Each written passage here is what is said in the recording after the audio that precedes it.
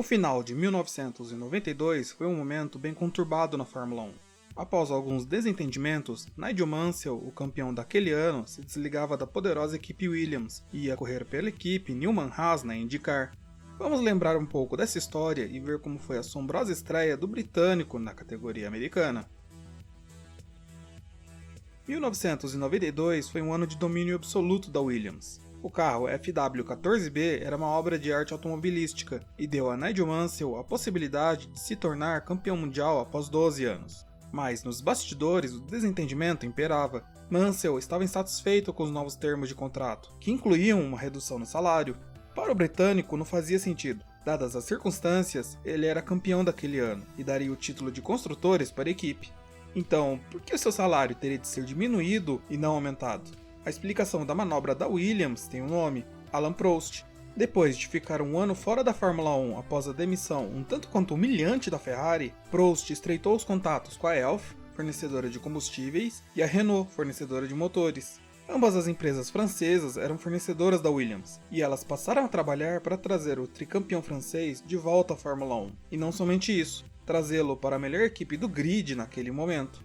A ideia de Prost era simples. Além do veto ao nome de Ayrton Senna, o veto ao nome de Nigel Mansell era essencial, já que a convivência entre ele e o britânico nos tempos de Ferrari não tinha sido dos melhores.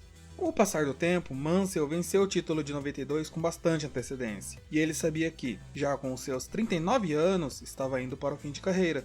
Nos bastidores, as negociações de Prost prosseguiam. O veto a Mansell já não era necessário, mas as empresas não queriam pagar mais pelo piloto. Com o título mundial no bolso, era meio óbvio que o salário do Leão, como era conhecido Mansell, teria de aumentar.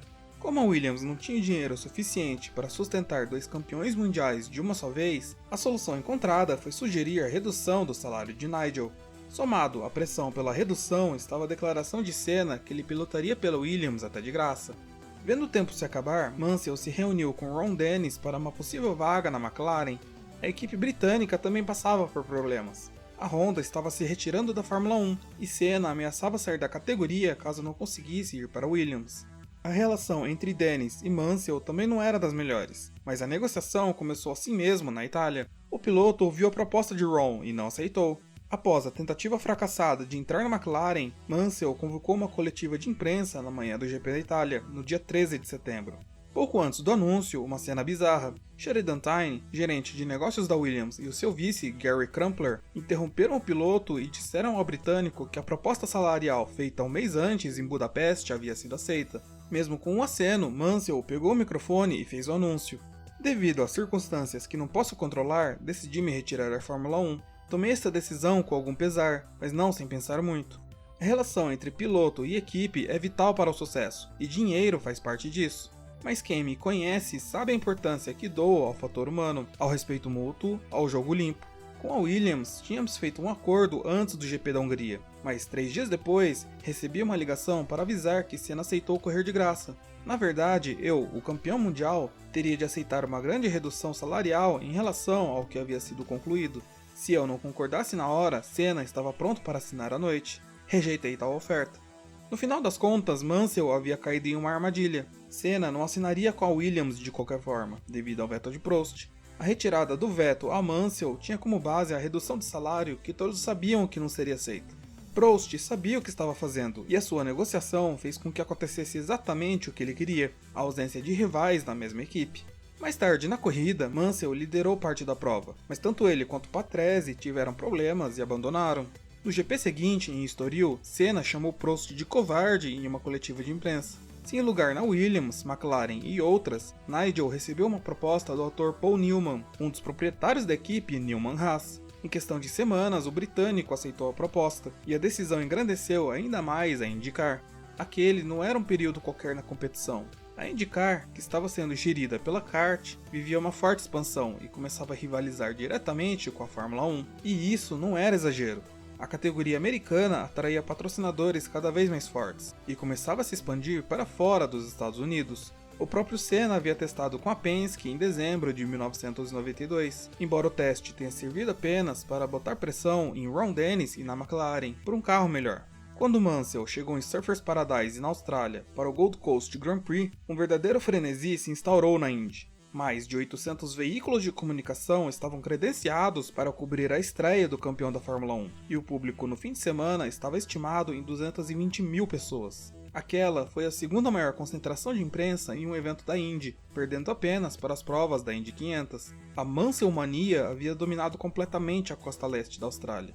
A presença do campeão da Fórmula 1 também alimentava a expectativa de ver na pista a disputa entre o novo campeão e o brasileiro Emerson Fittipaldi. Naquela altura, Emo já era um bicampeão de Fórmula 1, campeão da Indy 500 e do campeonato da kart em 1989.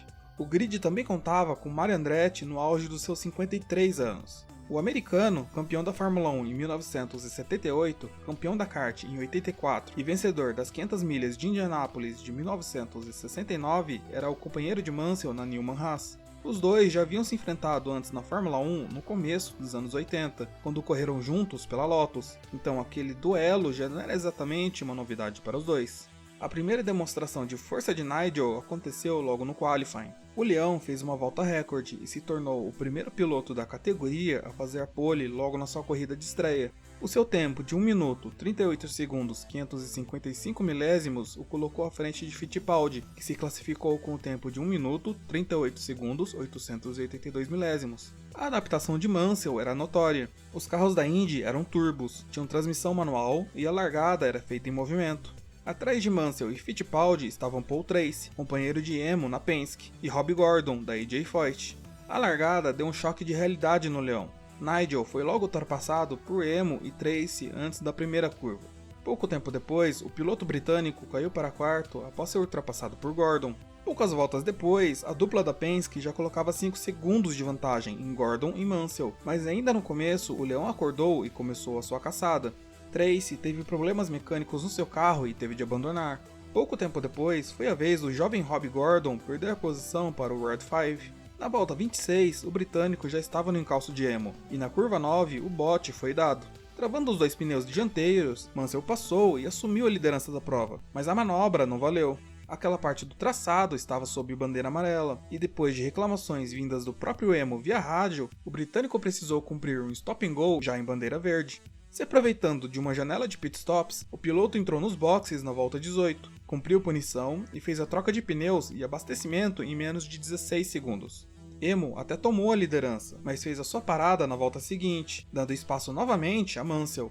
Um de seus pneus estava esvaziando devido a uma batida em um dos meio-fios da pista. Fittipaldi voltou novamente à liderança e passou a criar vantagem contra Mario Andretti, que corria com uma das asas danificadas. O ritmo do brasileiro era bom, mas o motor Chevrolet consumia muito combustível. Isso complicava a estratégia nos momentos finais da corrida. A autonomia do Penske Chevy girou na média de 17 voltas, contra 22 da Newman Haas, que era equipada com motores Ford Cosworth. Emo levou seu Penske para os boxes na volta 44, e Mansell fez a sua parada na volta seguinte para um Splash and Go.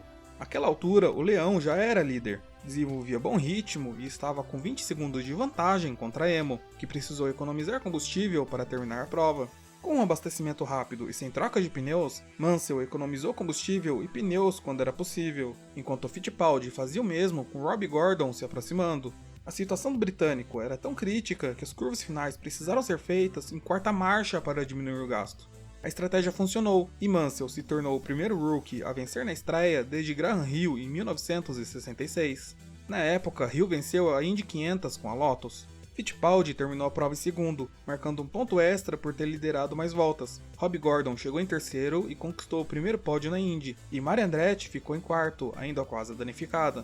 Mansell venceu outras 4 corridas na temporada e foi o campeão com 191 pontos contra 183 de Emerson.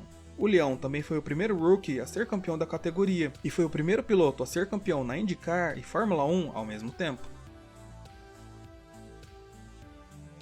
Se você gostou do vídeo, dê o like, ele é muito importante. Se você não é inscrito e quer conhecer mais sobre Fórmula 1, inscreva-se no canal. Dúvidas, sugestões ou críticas são sempre bem-vindas, deixe aqui nos comentários. Até a próxima!